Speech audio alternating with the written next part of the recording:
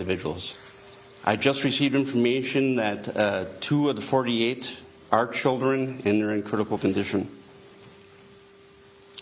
We have information that the suspect prior to the incident was involved in a domestic disturbance, which was just minutes prior, and the suspect left that scene just prior to our arrival to that domestic disturbance.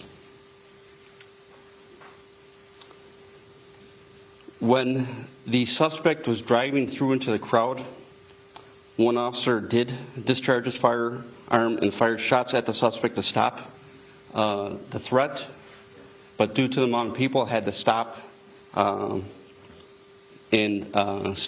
fire. Did not fire any other additional shots. The officer is on administrative leave as part of the department protocol. No one was injured as a result of the officer firing his discharging his firearm. The subject was taken into custody a short distance from the scene, and we are confident he acted alone. There is no evidence that this is a terrorist incident. Due to the wind yesterday, there was a power outage downtown Waukesha to further complicate our emergency response. I want to identify the victims that we know of at this time. And I say this with great sorrow. Virginia Sorensen, 79-year-old female. Leanna Owens, 71-year-old female. Tamara Durand, 52-year-old female. Jane Kulich, 52-year-old female. Wilhelm Hospital, 81-year-old male. The suspect involved in this tragic incident is identified as Darrell E. Brooks, male, 39 years of age, who is a resident of the city of Milwaukee. At this time, the Waukesha Police Department is referring 5 counts of first-degree intentional homicide with additional charges based on the investigation, but those will come in time. There are many roads in downtown area were closed as investigators worked through the crime scene. Those roads have since been opened. I'll say this, minutes after the incident occurred, I responded to the scene, and what I saw out of chaos and tragedy was heroes. First responders and the community coming together and working together on triaging victims, the fire department working in partnership with the fire department, getting these victims to the hospital. Fire department transported multiple victims. Chief Howard will talk about that. Officers picked up victims and put them in a squad and rushed them to the hospital, and citizens also picked up victims and rushed them to the hospital. There's also off-duty law enforcement, fire, and EMS personnel that were attending this event who immediately got involved and took part in saving lives. I want to thank our community partners.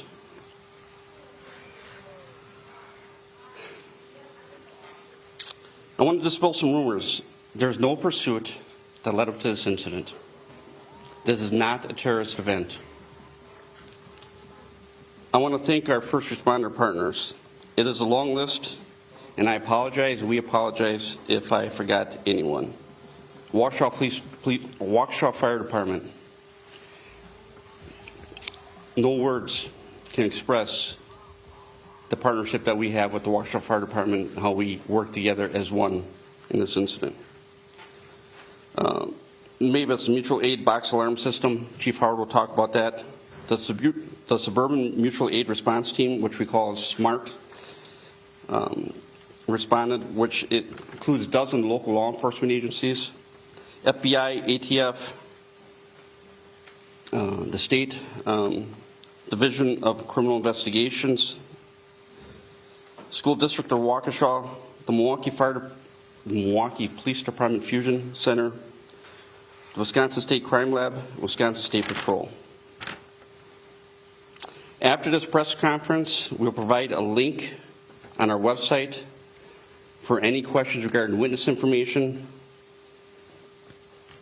if there's any additional video that a citizen might have that can look at this link, or any family members or individuals that need to recover property. The Waukesha Police Department website is the only source for information. Do not release information from any other source as it has not been vetted and could lead to false information. Thank you. Chief Howard. Thank you, Dan. Before I get started, on behalf of the men and women of the Waukesha Fire Department, I'd like to say our prayers go out to the families in the whole community that was affected by yesterday's tragedy. The City of Waukesha Fire Department responded to a mass casualty incident yesterday afternoon. All 26 on-duty personnel responded to the incident from 5 stations. Our closest downtown station was within sight of the parade route. Our units started to spontaneously respond based on radio traffic and dispatch information. We immediately activated our mass casualty protocol and utilized the MABUS, which is our mutual aid system, mutual box alarm system, to the second level to provide us with additional resources to treat the victims. We received resources from 12 area fire departments. We were also aided greatly by off-duty firefighters and EMS personnel, medical personnel, and just civilian bystanders. They greatly assisted us with our initial treatment and triage of patients. Patients were transported to 6 area hospitals with fire department EMS transporting 22 patients. Law enforcement personnel, bystanders also transported additional personnel or additional victims to the hospital. At this time, we believe that 48 people were treated at local hospitals, although this number might increase based on information being gathered.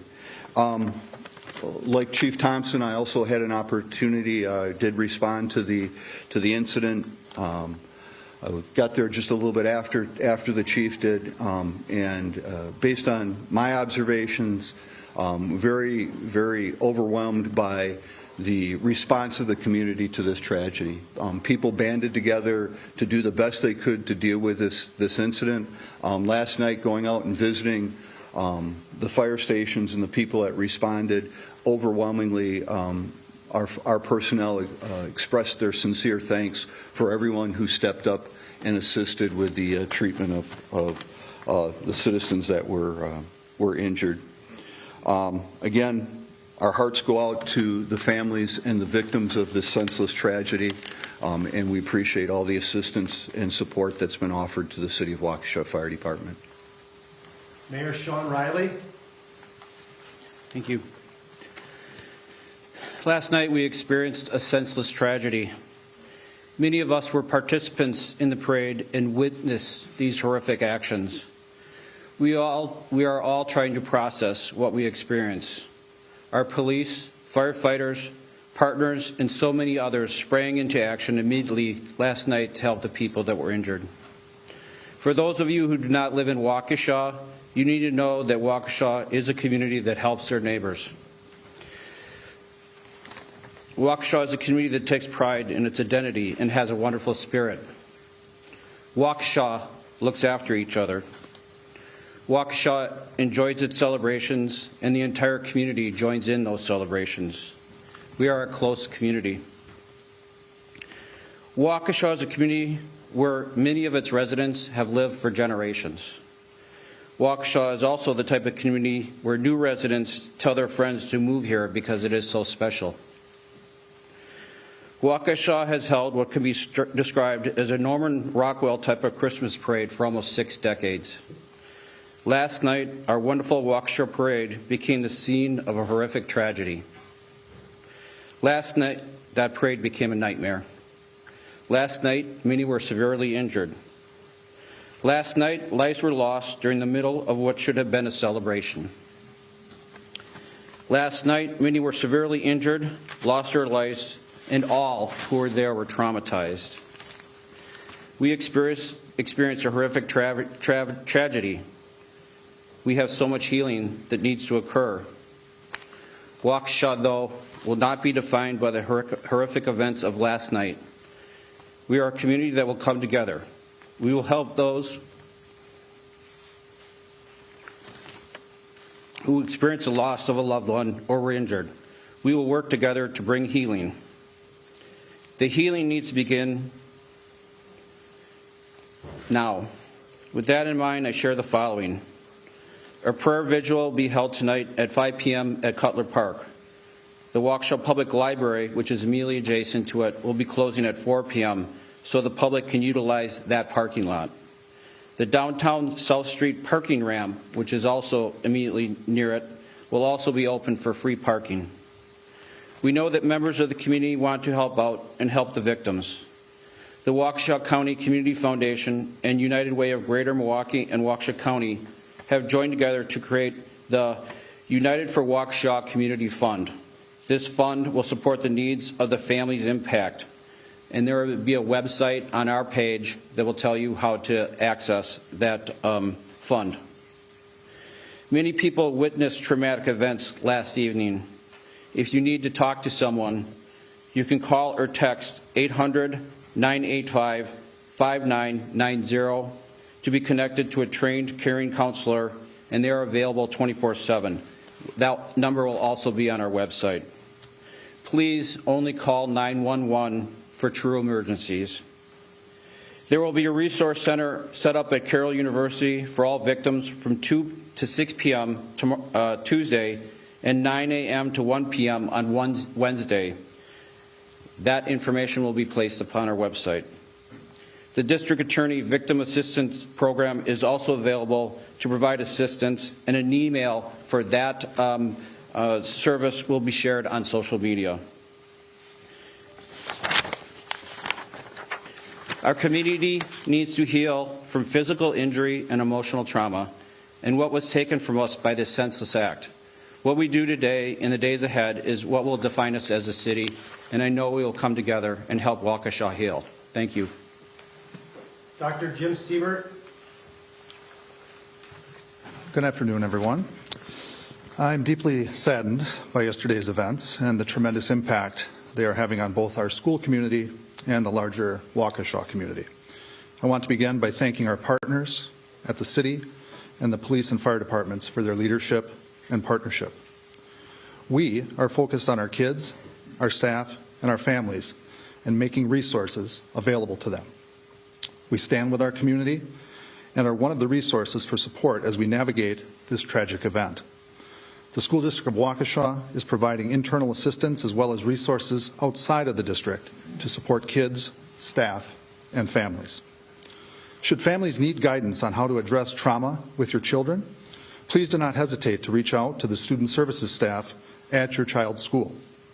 We are actively dispatching additional support to our schools for staff and students. Your school administration and student services team can connect you with our crisis counseling staff in a very timely manner.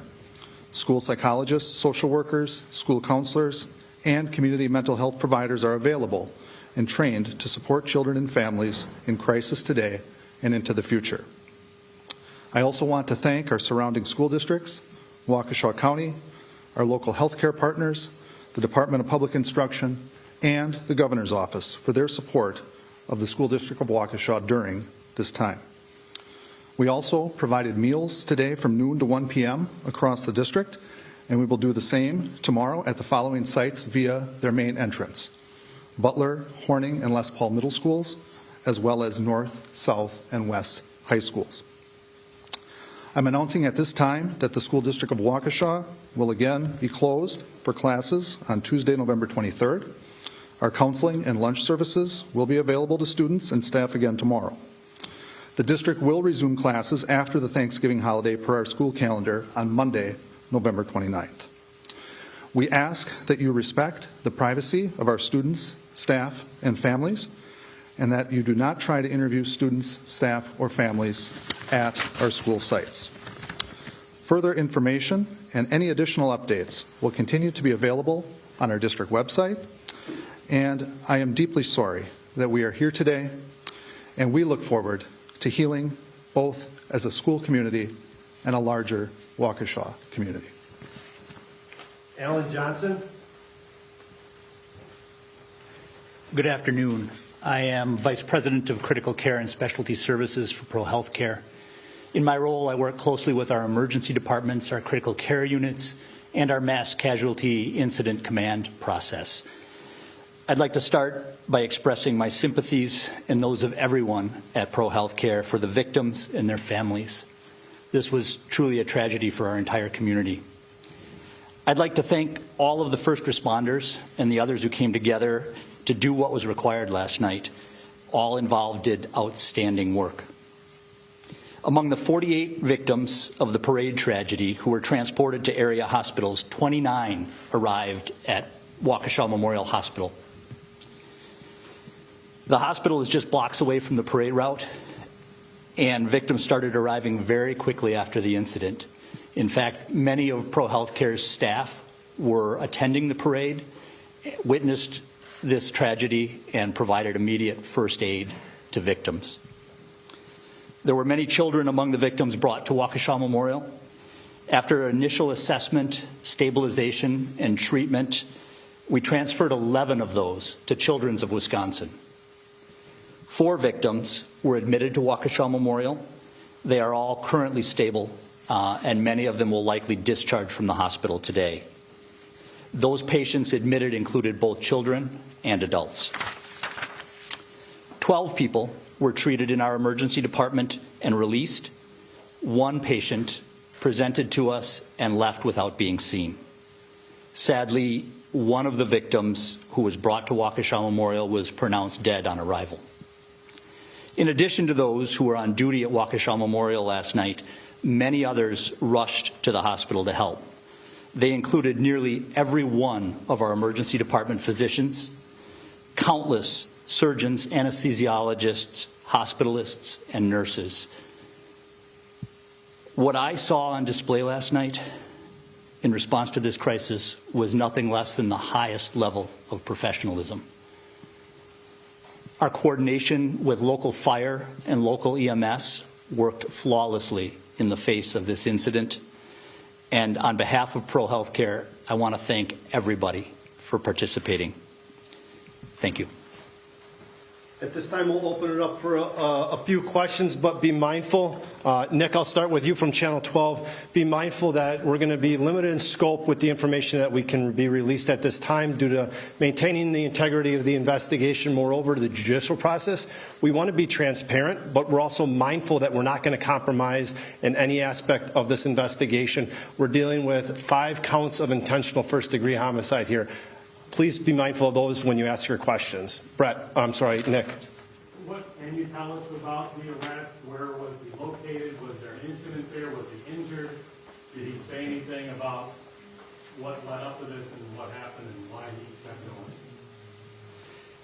There's about 5 questions in that one question, so I'm going to do my best to try to answer that.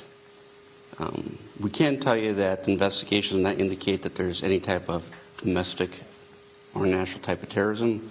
We can tell you that there was some type of disturbance that we suspect was between the suspect and another individuals at a different location just prior to the incident.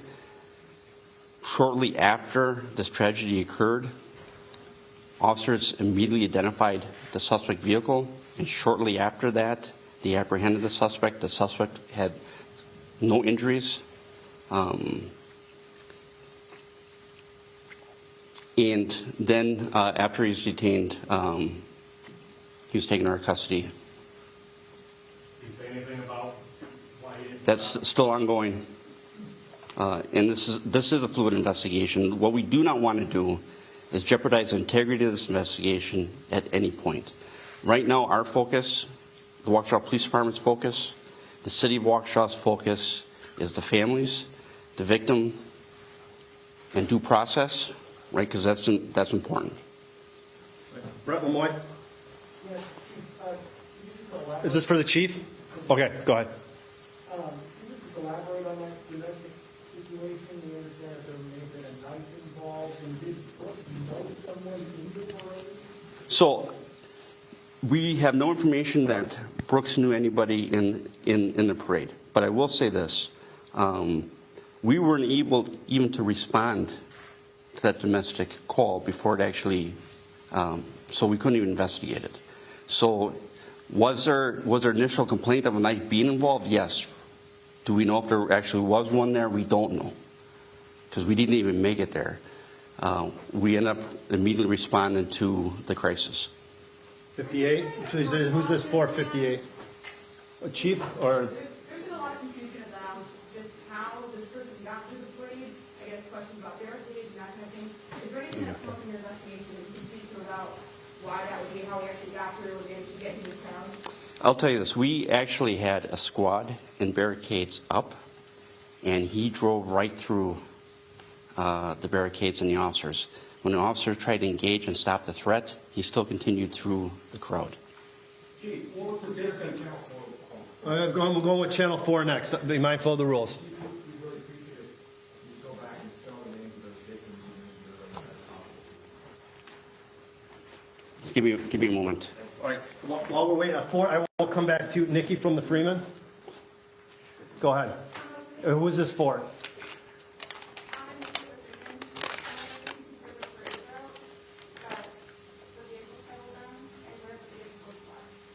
The parade route where the vehicle entered was in the area of Hartwell and Main Street, and the end of the parade route where the vehicle took off from was like Veterans Park, Main and Maple area, Main and Wisconsin Avenue. Okay, back to 4. Are you ready? Yes. Okay. I'm going to repeat the names. And again, I apologize for getting emotional about it. We're going to put it on the release. I'll put the names out on the press release. We'll post that on the internet so we get all outlets. Yes, state where your agency is from and your who you'd like to speak to. From CBSN, I have a question for Chief Howard. Chief Howard. Chief, what did your first responders see at the parade? Many of them were there to be a part of the parade. What did they say? It was just, I guess for lack of better, just carnage, likening it to a war zone. There were adults, children that were injured. Some of our first responders were there with our families. They left their families to treat people, helped with incident command, helped transport, along with many other medical personnel and people that were there. But I guess what stands out in my mind from our conversations is we do have people who have military backgrounds and likened it to a war zone. I'll get 2 more questions. I'll go back right there. Gentleman with your hand up, your agency, and who would you like the question to? ABC News, Chief Thompson, please. Okay. Chief, you told us anything about this suspect's previous record, allegations that he may have tried to run over his girlfriend in the past, another person. I'll tell you, our focus right now is this incident. This tragic incident is what we're focused on, and the families and victims of this incident. Thank you. Adrian Brown is here from CNN. Go ahead. For state, who would you like to speak to? Chief Thompson or Chief Howard? Okay. Adrian Brown is from CNN. Okay. Yes. Talk to us about those families who are grieving that you know. What memories do you have? I'll talk about the incident itself and being there and seeing. I'll give you one. As I'm watching officers and fire personnel triaging and taking victims, putting them in ambulances and putting them in squad cars, I have a nurse who walks up to me and says, "My mother was injured. Can we get her help?" Sure enough, we helped her get her mother into a vehicle, and we escorted her, the vehicle, out of the scene safely. This is for the family. I'm going to ask you to respect the family. This is a very tragic incident, and again, it's still fluid, and ongoing. All right.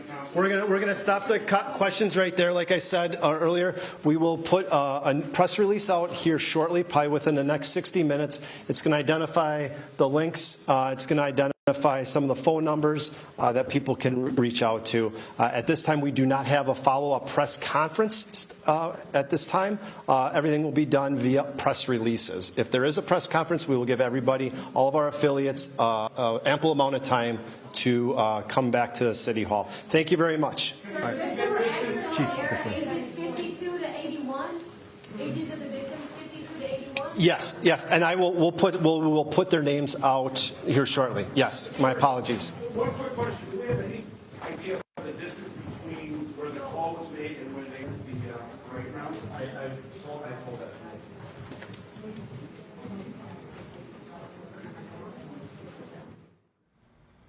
And we've been listening to Waukesha officials, including Mayor Sean Riley and Police Chief Dan Thompson, give us an update on the Christmas parade tragedy there.